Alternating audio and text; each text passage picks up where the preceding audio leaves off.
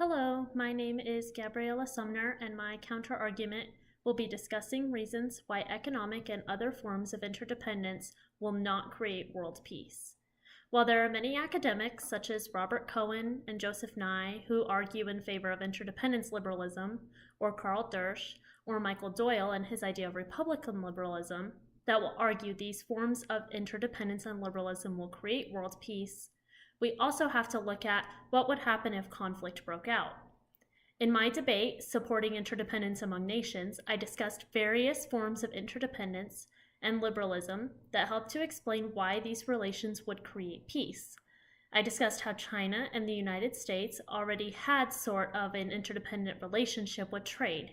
The items we purchase at the store on a daily basis often have the Made in China sticker, and while it can be argued that these ties help both economies, which is true, what would happen if the United States cut ties with China during a time of conflict?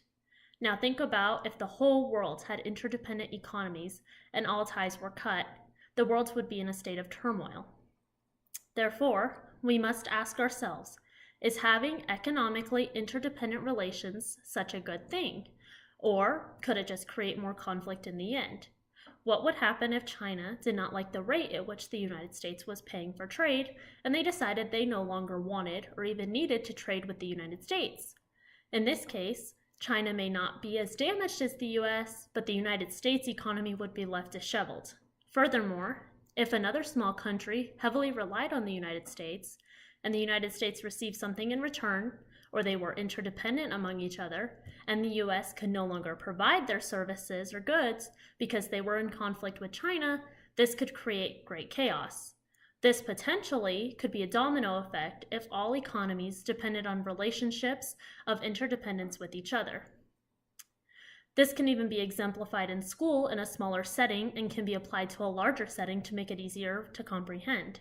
Think about group projects and what happens when one team member decides they don't want to do their part.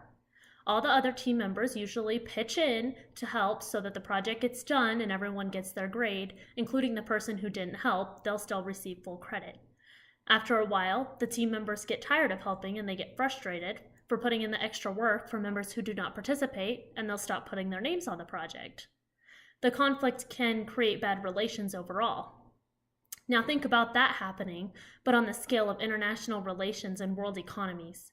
This could be detrimental to everyone involved. Results could be starvation, famines, high unemployment, or even an increase in crime.